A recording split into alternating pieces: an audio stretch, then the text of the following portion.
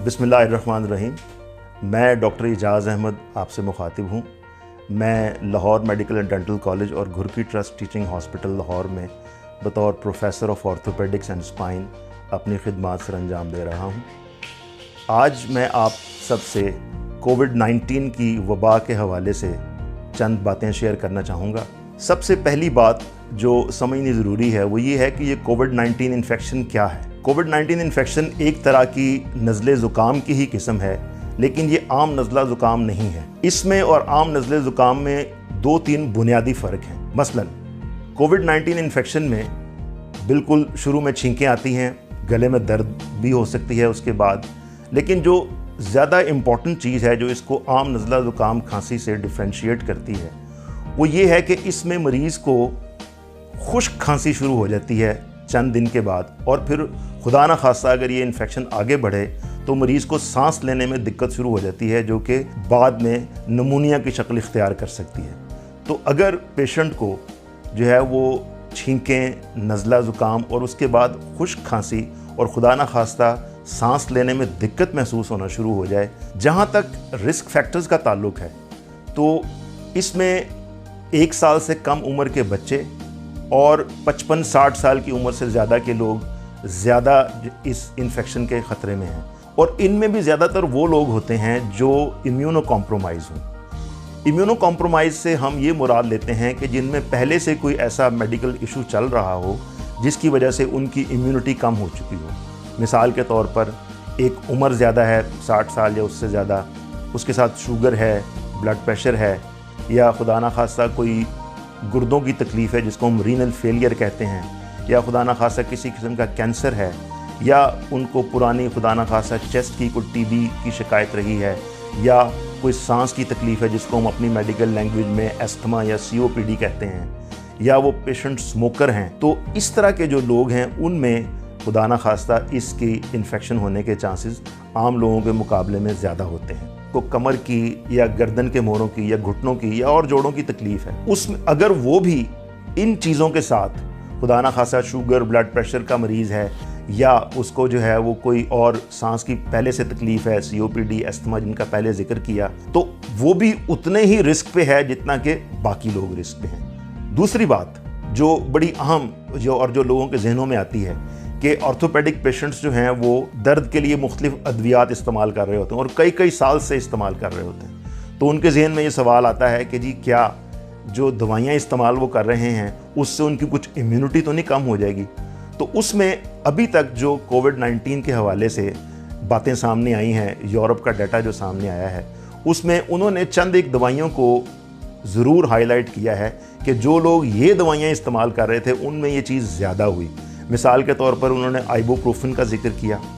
और डाइक्लोफेनिक जो ग्रुप है उसका जिक्र किया कि जो लोग ये वाली दवाइयाँ इस्तेमाल कर रहे थे उनमें ये मसला ज़्यादा देखने में आया। तो इसलिए हम जो अवेलेबल डाटा है उसकी रोशनी में हम भी लोगों को, अपने मरीज़ों को ये मना कर रहे हैं कि फ़िलहाल आइबुप्रोफेन सॉल्ट और डाइक्लोफेनिक सॉल्ट जो है वो उसको लेने से एहतियात करें, और इन दिनों में जब तक ये कोविड-19 की इन्फेक्शन है अगर उनको दर्द की दवाई लेने की ज़रूरत पड़ती है तो वो पैरासीटामोल या मेफिनेमिक एसिड या पैरासीटामोल एंड ऑर्फेनाडिन सिट्रेट जो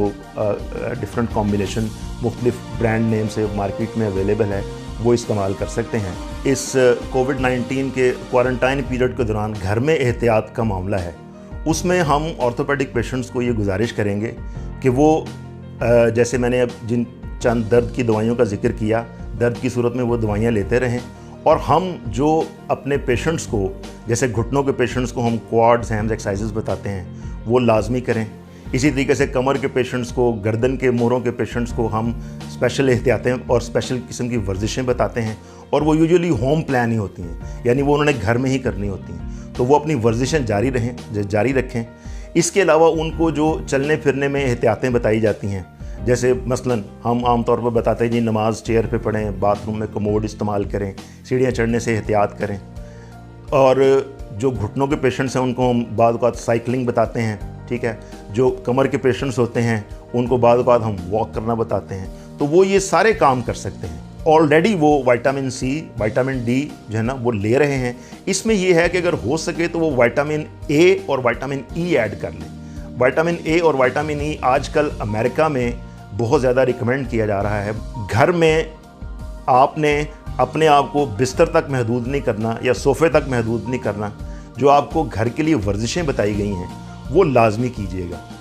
और वर्जिशें करने से और ये जो आपको टॉनिक्स बताए गए हैं इनको लेने से इंशाल्लाह एक तो आपकी जोड़ों की दर्दें भी ठीक रहेंगी, साथ साथ आपका इम्यूनिटी लेवल भी बेहतर रहेगा। तो इंशाल्लाह आप आम लोगों के मुकाबले में ज़्यादा बेहतर तरीके से कोविड-19 इन्फेक्शन का मुकाबला कर सकेंगे। चलते चलते मैं उन मरीज़ों का भी जिक्र कर दूं जिनको ऑर्थोपेडिक प्रॉब्लम्स के साथ या जोड़ों के दर्दों के साथ न्यूरोपैथी जैसे प्रॉब्लम्स होते हैं, जैसे डायबिटिक न्यूरोपैथी है, या बाज़ औक़ात जो है वो पेशेंट डायबिटिक नहीं होता फिर भी उसको कोई रेडिकुलो या न्यूरोपैथी होती है। तो ऐसे पेशेंट्स के लिए भी जो है वो ये सारी एहतियातों के साथ साथ अगर फ़र्ज़ किया कि वो आजकल कोविड-19 इन्फेक्शन की वजह से घर में हैं और क्लिनिक वगैरह पे नहीं आ सकते या डॉक्टर्स अवेलेबल नहीं हैं, तो वो उनके लिए गुजारिश ये है कि वो विटामिन बी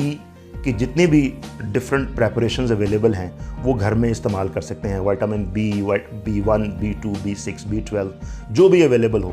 या जो भी डॉक्टर ने पहले उनको तजवीज़ की हो। तो ये भी एक स्कूल ऑफ थॉट है कि अगर खुदा ना खासा किसी को सिम्टम्स हों तो वो जो है वो अगर लेमन जूस या ऑरेंज जूस या कोकोनट जो है ना उसका जूस इस्तेमाल करे तो उससे जो है ना वो ब्लड की पीएच इस हद तक ऊपर चली जाती है कि जिस पीएच पे कोरोना सर्वाइव नहीं कर सकता, तो एक नेचुरल जो है ना कोरोना से प्रोटेक्शन हो जाती है। और इन दिनों में ज़रा कार्बोहाइड्रेट्स से थोड़ी एहतियात करें, क्योंकि ज़रा घर में रहना है तो कहीं ये ना हो कि हम लोग वेट गेन कर लें। आप सारी एहतियातें करें, जो सोशल डिस्टेंसिंग, मास्क पहनना या बार बार हाथ धोना बताया गया वो। इसके अलावा जो आप दवाइयाँ ले रहे हैं उसमें से जो दवाइयाँ आप ले सकते हैं जोड़ों की दर्दों के हवाले से वो आपको बता दी गई हैं, जो विटामिन आप ले सकते हैं वो आपको बता दिए गए हैं, और जो सबसे अहम बात आपको बताई गई है वो ये है कि आपको जो वर्जिशें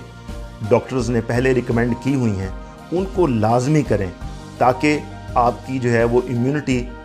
आम लोगों से बेहतर रहे और आप इस कोविड-19 इन्फेक्शन का ज़्यादा बेहतर तरीके से मुकाबला कर सकें। और अगर आप